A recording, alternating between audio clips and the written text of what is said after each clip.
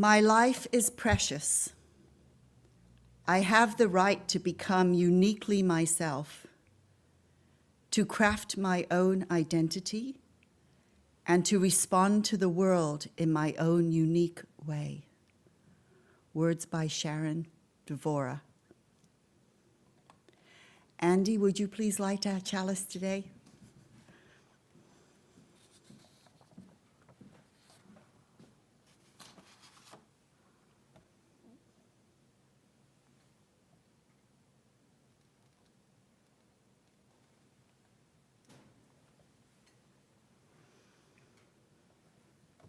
At times, our own light goes out and is rekindled by a spark from another person.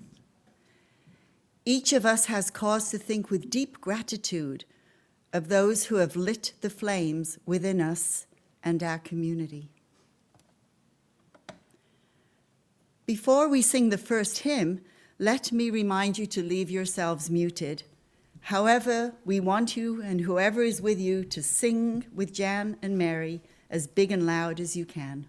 Make it a joyous experience. So let's all sing the opening hymn, Life Has Loveliness to Sell, number 329.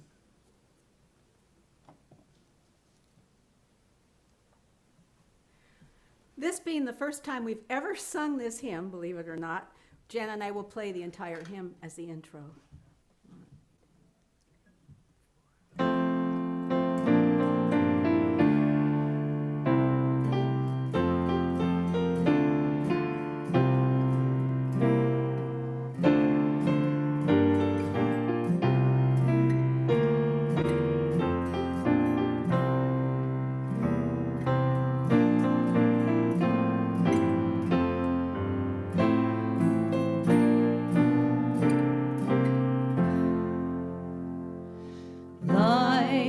Loveliness to sell, all beautiful and splendid things. Blue waves whitened on a cliff, soaring fire that sways and sings, and children's faces looking up, holding wonder like a cup. Life has loveliness to sell, as music like a curve of gold, scent of pine trees in the rain, eyes that love you, arms that hold, and for your spirit still delight, holy thoughts that star the night. Spend all you have for loveliness, to buy and never count the cost. For one singing hour of peace, count a year of strife well lost. And for a breath of ecstasy, give all you have been or could be.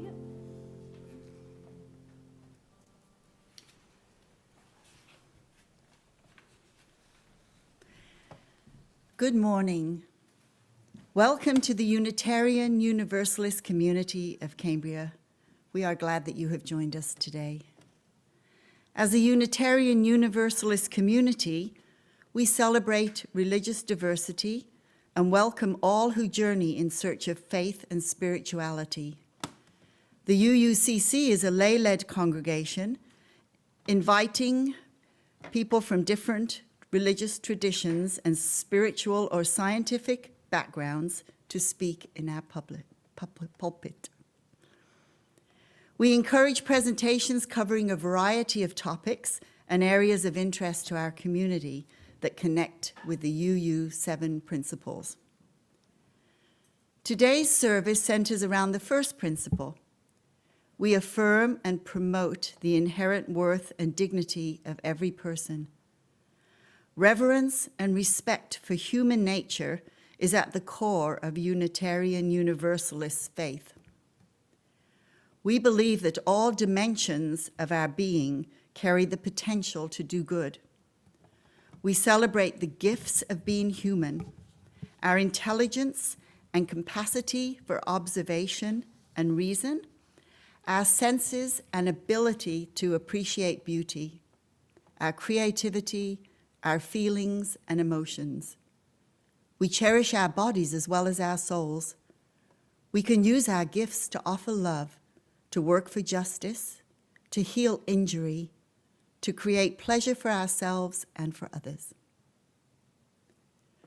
My name is Sue Davis, and I am your worship associate this morning. I would like to extend a special welcome to today's guests and visitors. We're glad that you have joined us this morning under these challenging circumstances. If you are a guest and would like to introduce yourself, please raise your blue hand and unmute yourself when Susan calls your name. We have anyone? I know, yeah, we have Jessica's mom here with us today, Peggy. I do not see any blue Okay, hands. that's good. so- Well, welcome, Peggy. Welcome, Peggy. If you're not on our mailing list, please visit our website at www.uucambria.org so that we can keep you informed about all of our activities. And a reminder, if you wish to see this or any of our past Zoom meetings, services again, recordings of these services can be found on the UUCC website and Facebook as well. The membership committee invites non-members to consider being members of our community. Please contact Janet Cooper or a board member if you are interested. And finally, today's speaker, Jasmine Horan, has graciously accepted a Q&C session after the service. Please stay after for that. Let us now recite the affirmation. Love is the spirit of this church, and service is its prayer. This is our great covenant, to dwell together in peace, to seek the truth in freedom, and to help one another. We set aside this time for any short announcements that would be of interest to our UU community and friends. Please keep your items short and to the point. For any items that need more explanation, please call or email the person after the service to be respectful of everyone's time. If you have an announcement, please raise your hand by clicking on the raised hand button near the lower right of your participant's window. When Susan calls your name, click the Unmute Me button near the lower left of the participant's window, then speak. We do have one announcement in the sanctuary. Jan?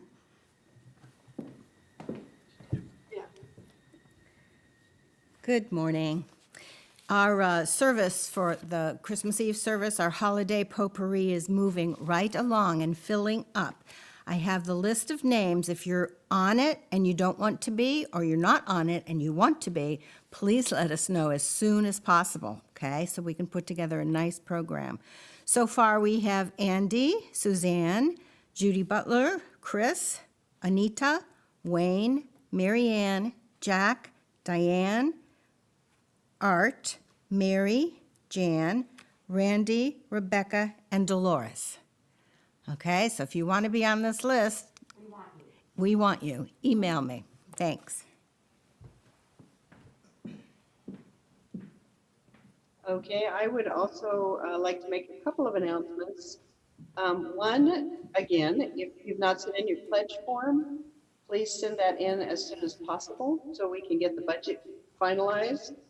And also, I'd like to ask people or let people know on the 27th, we'll be doing a year-end closing service. And please plan to bring a candle and something to light it with you for that sermon.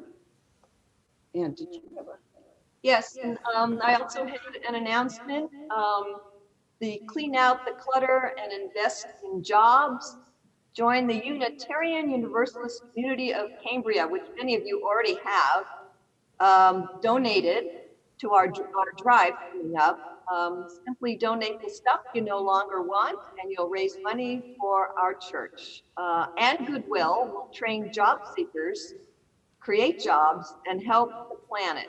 So it's a win-win. So if you want to bring something over right now between 11 and 11:15, yesterday, Saturdays, but starting in January, it'll be 11 to 12 o'clock, and we'll have 2 people there every Saturday. So want to know more? Give me a call or email me, Diane DeMarco. Thank you. And I see either Joel Cannon or Treva has an announcement. You're on it. Hello? Yeah, I just wanted to say to everybody who shops on Amazon and who hasn't already done so, please sign up for our Smile Amazon program. I just checked my account this morning, and so far they've donated $21 towards the UCC just from purchases I've made over the last few months. So please consider joining. It doesn't cost you anything. And the Smile Amazon website is identical to the Amazon. All your information transfers. Okay, thank you. Back to you in the studio, Susan. And there are no other announcements, Sue, so I'll hand it back to you.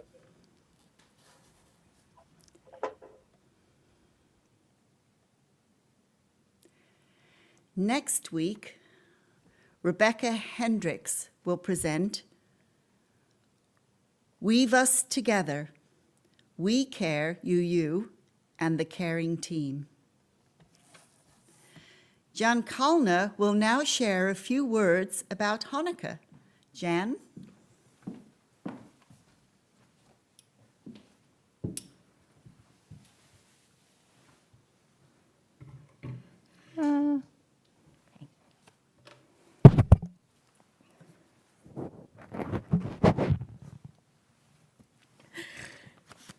Hi again. The slide on the screen and this object right here is a menorah. And there are 3 candles in it so far, and the shamash. And this is the 4th candle because tonight is the 4th night of Hanukkah. So this will be put in here tonight, and those 5 candles will be lit. The menorah symbolizes the 8 days that the oil in the temple was not supposed to burn, but it did. There was only enough oil left for 1 candle to burn one day, and it lasted for 8 days. And that's the miracle of Hanukkah.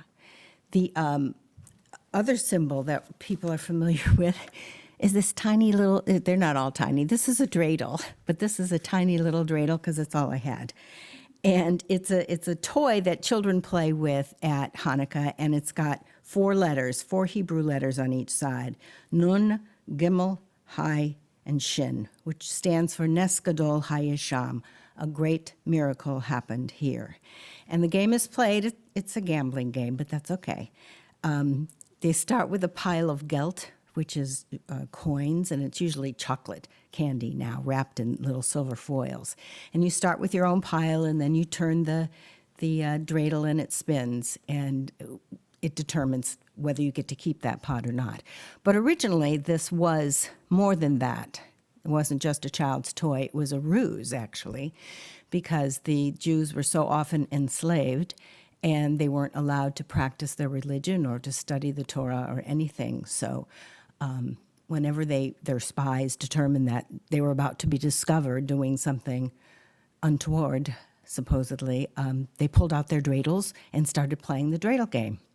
And there are songs that go with it now. The most familiar one is, as Susan told us yesterday, dreidel, dreidel, dreidel, I made it out of clay.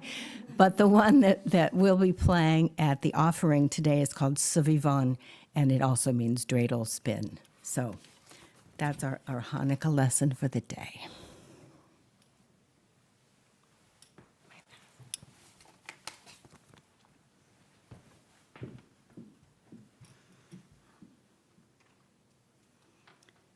Thank you, Jan. Sharing together some of our personal and significant joys and concerns brings us closer as a faith community. We invite you to share the milestones that are deeply felt as a part of your personal life. But please be mindful and considerate of all who come to worship with us this morning, This is a time of community building. The collective flames of these candles also embody all the joys and sorrows which may have gone unspoken today, but are also deeply felt in this community. Our first reading is from Jasmine's own book, The Gazebo Learning Project, a legacy of experiential and experimental early childhood education at Esalen. This is from page 11. In 1962, Esalen Institute was founded by Dick Price and Michael Murphy. This became a center offering workshops and teachings which grew from the 1960s era during a time when society was in great flux. People were breaking the rules and escaping the social norms. The hippie culture was about freedom and exploration. The early days at Esalen were full of sex, drugs, music, dancing, and many expressions of this social revolution. Singers and musicians such as Joan Baez, Joni Mitchell, and Ravi Shankar played at Esalen. Joseph Campbell and Aldous Huxley, among many others, visited, lived, taught, and developed their work in the early days. It was out of this social and cultural revolution that Gazebo was born. Gazebo Learning Project, later named Gazebo Park School, was a progressive early childhood center that served both Esalen families and families from the Big Sur community. The Gazebo Park is now home to the Big Sur Park School, yet another incarnation of the gazebo. The unique pedagogy of Gazebo stems from Janet Lederman's vision and the innovation that was happening at large at Esalen. The wild splendor of the Big Sur coast contributed to the creation of this outdoor environment for children.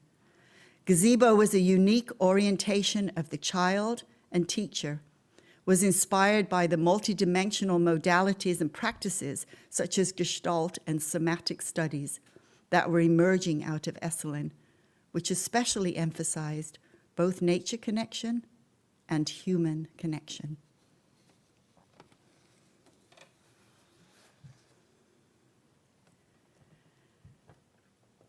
Let us now enter a place of peace and serenity, where you are one with your spiritual being. Be at peace within your space, where the absence of all that is temporal is its most cherished gift. Let us enter the stillness.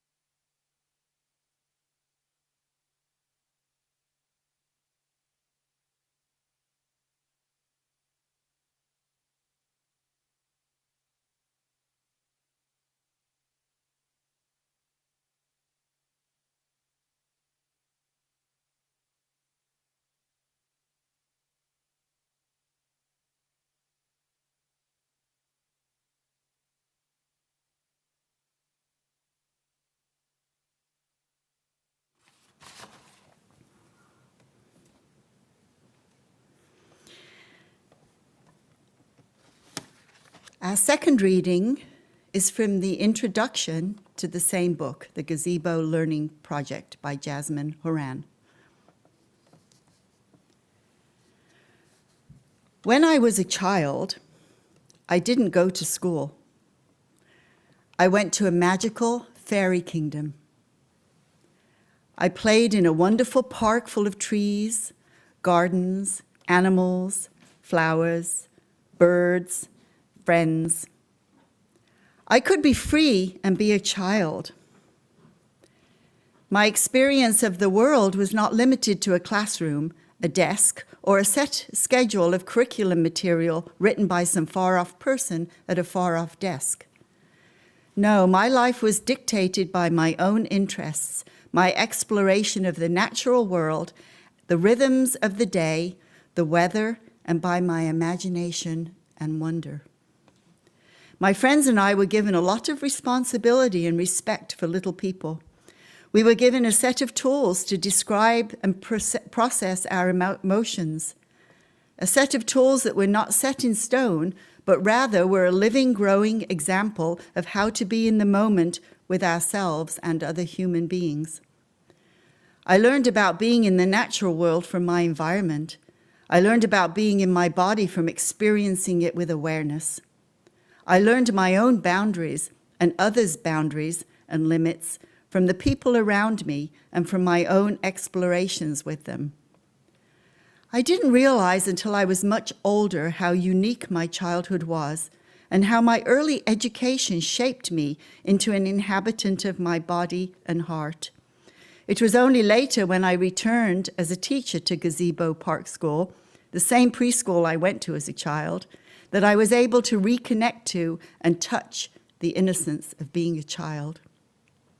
I began unlearning some of what I had come to believe as an adult when I had been taught at graduate school.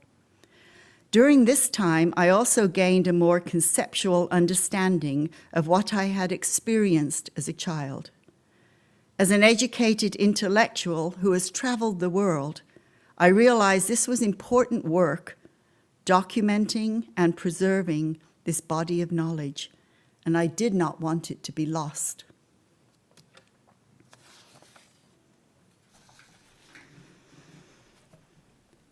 The anthem today is On Children, words by Cahill Gibran, the prophet, and music by Damien Rice.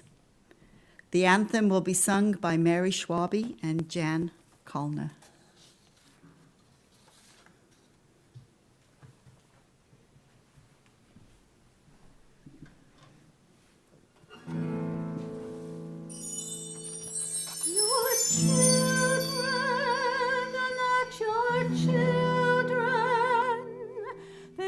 Sons and daughters of life's longing for itself. They come through you, but not from you. And though they are with you, they belong to themselves. You may give them your love, but not your thoughts, for they have thoughts of their own. You may house their bodies, not their souls, for their souls dwell in the house of tomorrow, which you cannot visit, not even in your dreams.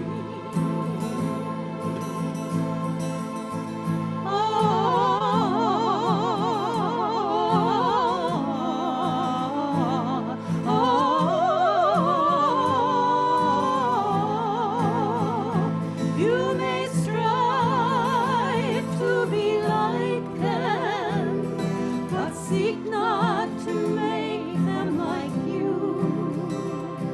For life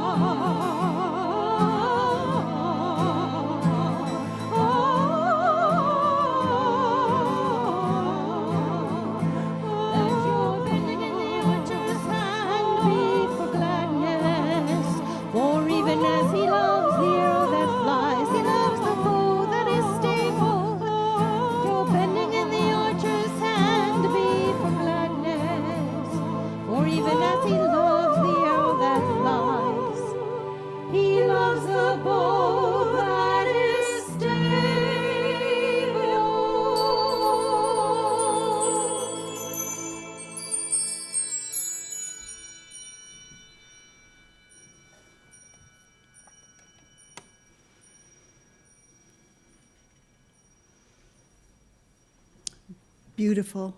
Thank you, Mary and Jan. And also thank you, Randy, for those beautiful slides that accompanied that. Today's sermon is titled, Educating Children as Whole Beings with Wisdom and Trust, to be delivered by Jasmine Horan. Her talk will address principle number 1, the inherent worth and dignity of every person, and principle number 7, respect for the interdependent web of all existence of which we are a part. Jasmine Horan was born and raised at Esalen Institute in Big Sur. From an early age, she had a passion for writing and a love for teaching. Horan has a BA in English from Southern Oregon University and an MAT from Oregon State University. She recently published Gazebo Learning Project, a legacy of experiential and experimental early education at Esalen. Horan is a lifelong student, a teacher, and a parent. Horan's aim is to invite children and adults into learning through inquiry, curiosity, and exploration. She strives to create community through teaching, storytelling, and engaging diverse populations in experiences that foster growth. She hopes to build learning communities and cultures of respect for the earth and for all people. I met Jasmine when she and her daughter, Nadi, participated in Nature Club here in Cambria. But we also share a bond through our work with children and nature connection. I give you Jasmine.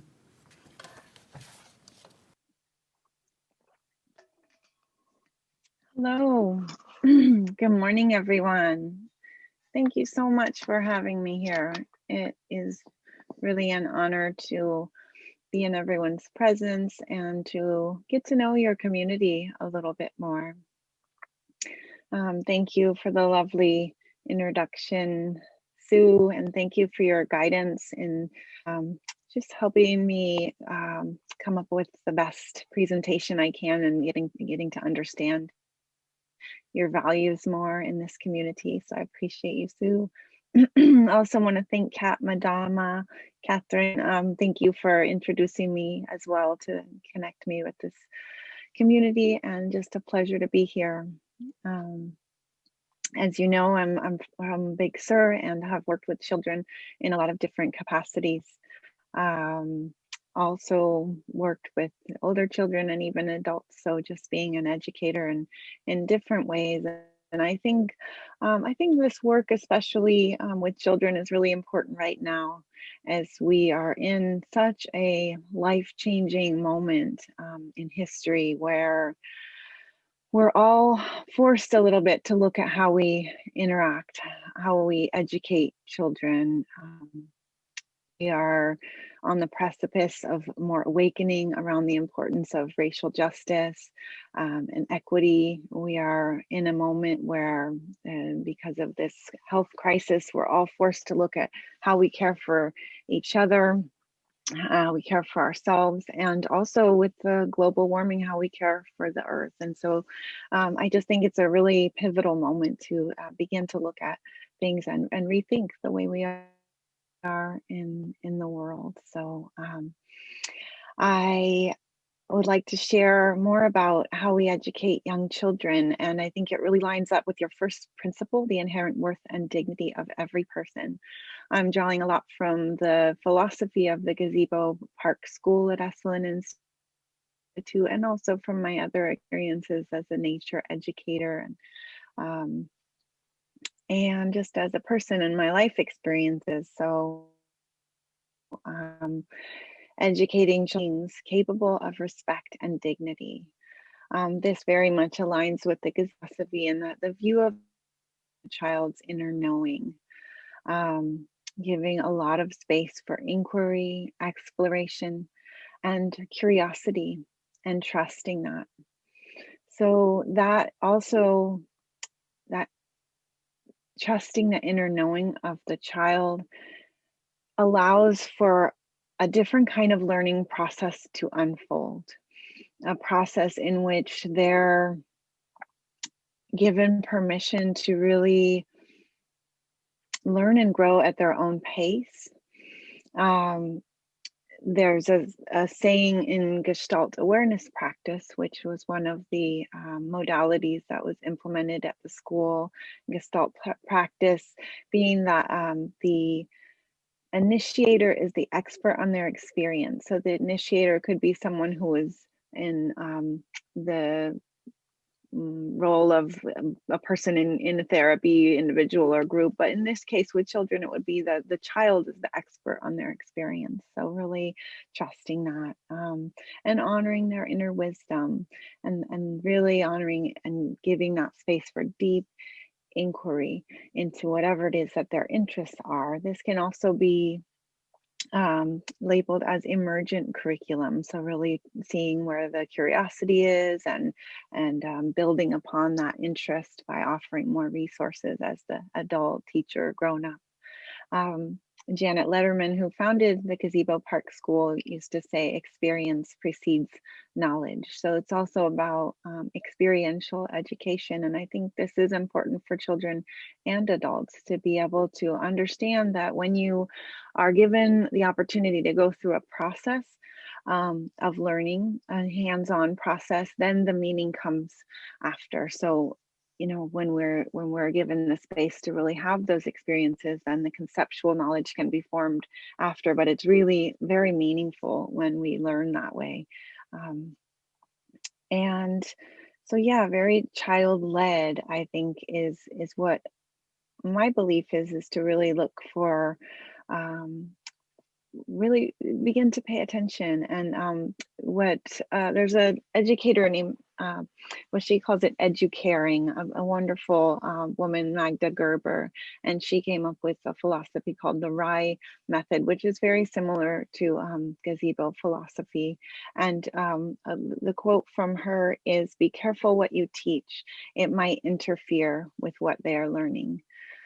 So as the adults looking at our own agendas and so turning it on its head a little bit, the normal process of education, the mainstream process is here's a set of information and I'm going to present it to you and then you're going to learn it and do it. And so let's open ourselves to the idea that maybe it can be done the other way around, where the child wants to know something and they begin to have an experience around it, and then develop the conceptual knowledge that will eventually allow them to make sense of it.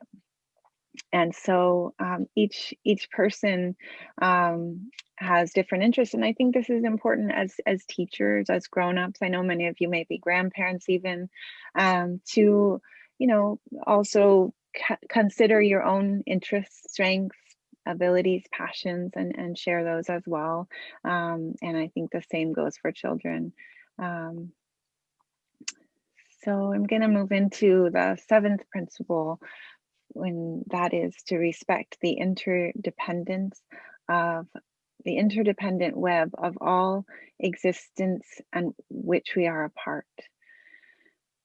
So this is a really beautiful sentiment, and I just really appreciate how it really ties into the work I do with children, especially as a nature educator.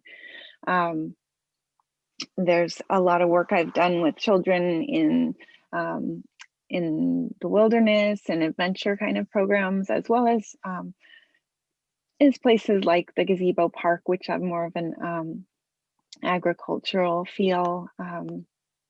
But I think when you're in nature, you really naturally come to the lessons of the interconnection of the web of life. And I think that Indigenous teachings are very valuable to also gain more wisdom about this interconnection. And so we can look to those teachings, as well as Native peoples have really a strong nature connection. And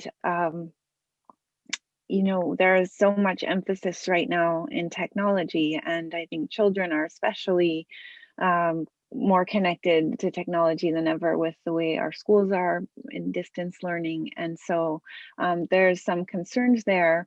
I think that nature is time in nature and nature connection is sort of the antidote for that. Richard Louv is a author and educator, and he talks about nature deficit disorder. And there's so much going on in the world in terms of more and more diagnosis for children and medicating children and their attention deficits and things like that. And so being outside is really as Richard Louv calls it, it's a cure in a way for nature deficit disorder. So when I work with children in nature, one of the first things that I really encourage is just cultivating observation and cultivating awareness. So being in nature, just being observant, the first thing, well, not the first thing, but some point when I have my daughter and I go out each week for nature studies, I ask her to just write down or draw 3 things that she observes. And I think that really is an important element of being in nature and just being exposed to the many elements, whether it's water or the earth.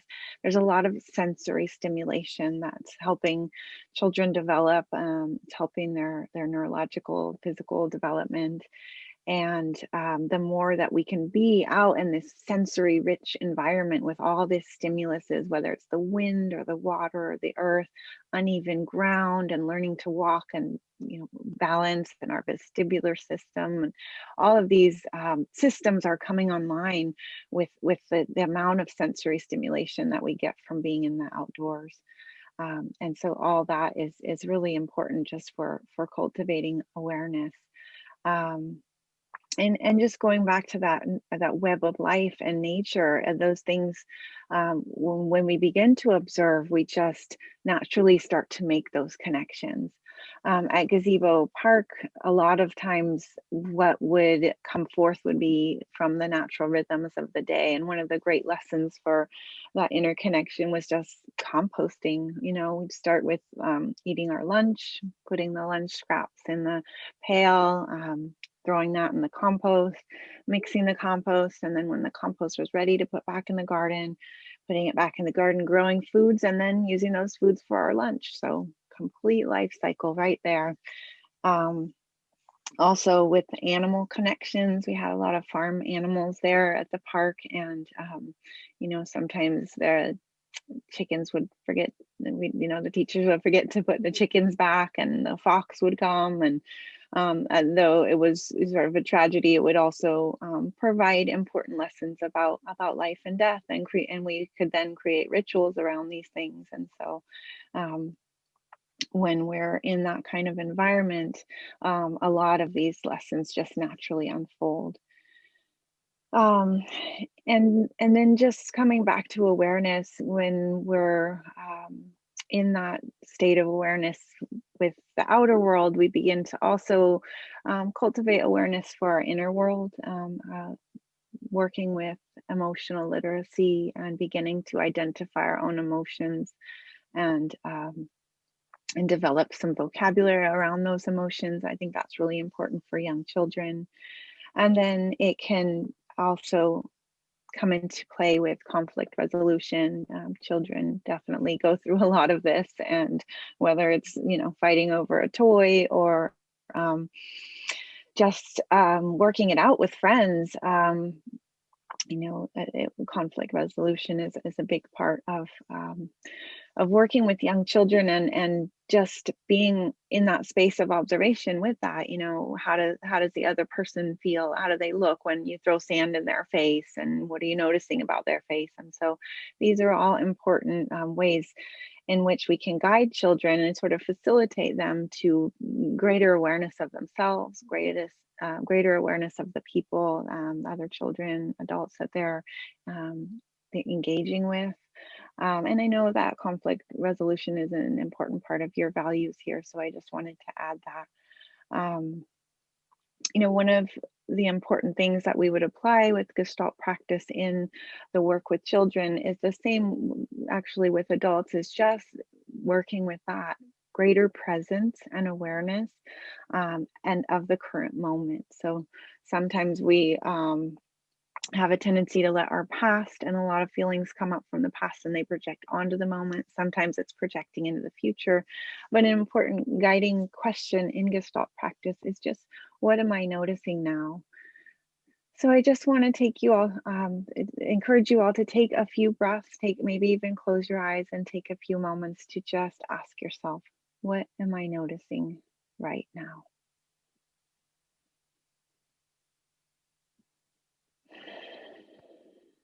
Maybe it's sounds, maybe it's sensations, maybe it's thoughts. And just allowing that.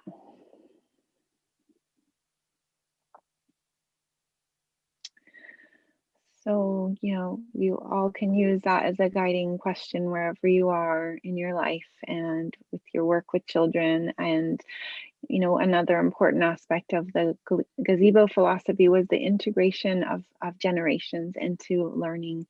Janet Letterman, the founder, said that the philosophy involves the integration of generations, the inviting of children back into society, and the reintroduction of living into the context of learning.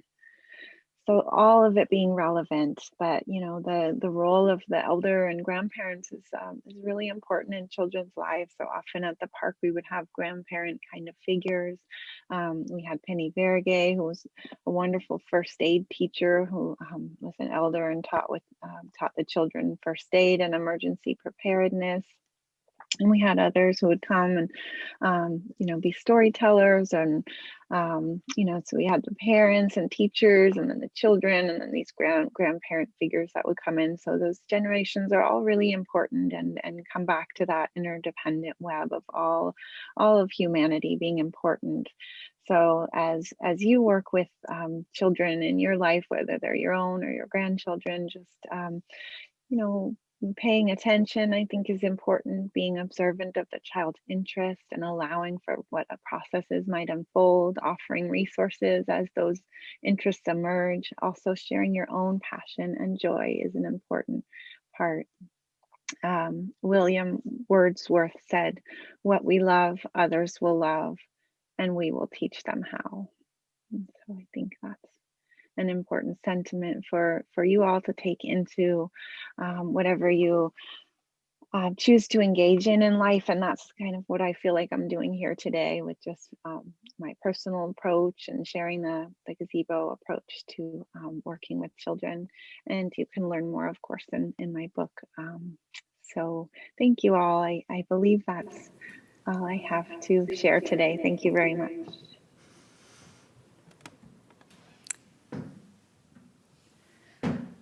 Thank you very much, Jasmine.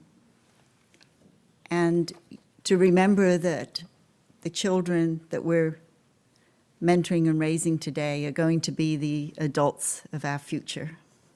Thank you.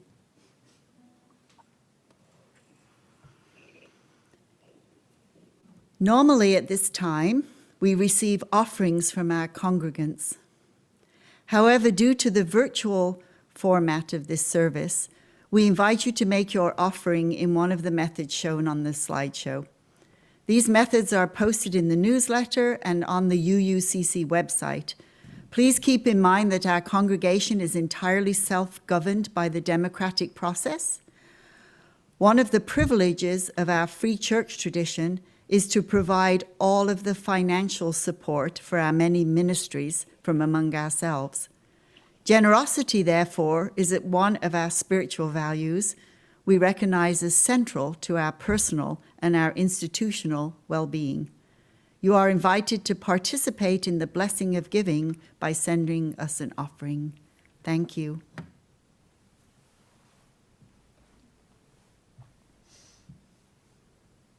Before we begin, I would like to thank Andy for joining the band this morning. Thank you,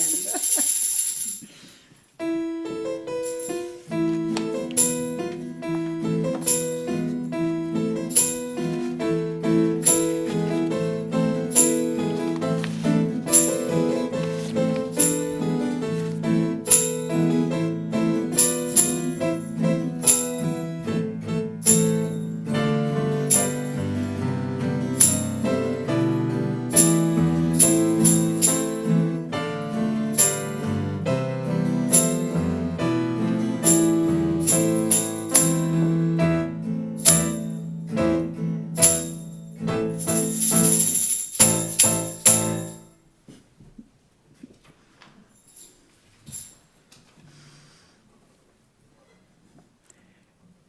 Our thanks for all the gifts given and received for the work of this community.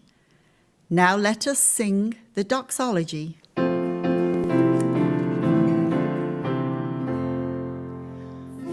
all that dwell below the skies, let faith and hope with love arise. Let beauty, truth, and good be sung through every land, by every tongue.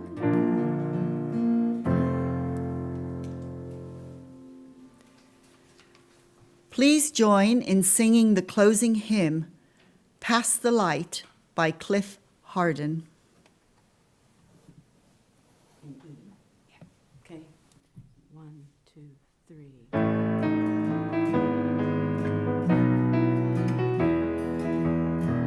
See one tiny spark, still small and bright, and hands cupped around to shield its light. A single flame born of desire, faces turned toward its glow. Pass on the light, pass on the light within these walls, steady and strong. Pass on the light, pass on the light from night to dawn. Carry it on.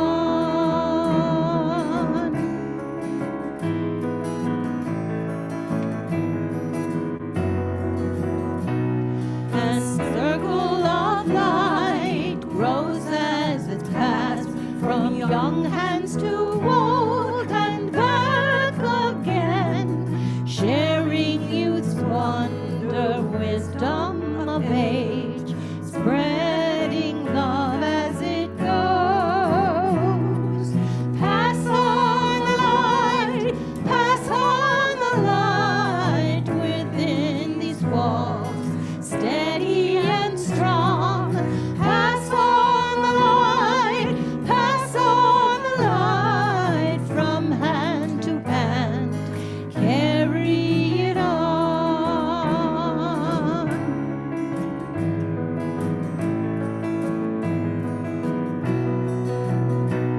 And still it shines on, year unto year, from one tiny spark to big and clear, each generation lighting our way forward bright through the night. Pass on the light, pass on the light within these walls, steady and strong. Pass on the light, pass on the light from heart to heart. Carry it on.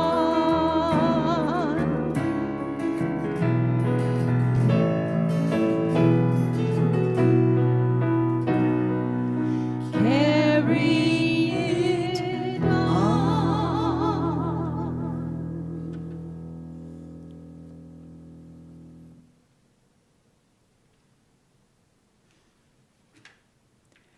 We extinguish the flame of this chalice, and we know that the light of truth and love and the warmth of this community go with us until we meet again.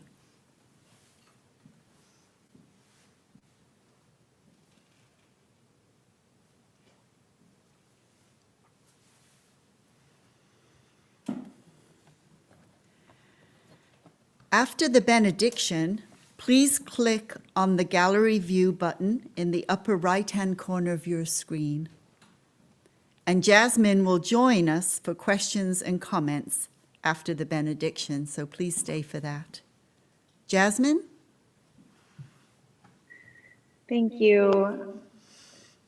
This is a blessing from Babatunde Olatunji, who was a Nigerian master drummer, and I studied with him when I was a child and he very much believed in the healing power of music and dance.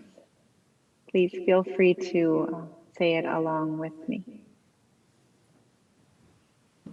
I am one with my Father, the universe. I am one with Mother Earth. I am one with everyone within the reach of my voice. And in this togetherness, we ask the divine intelligence to eradicate all negatives from our hearts, from our thoughts, and from our actions. I am light. I am love. I am beauty. I am peace. I am that I am, and so be it. Ashe.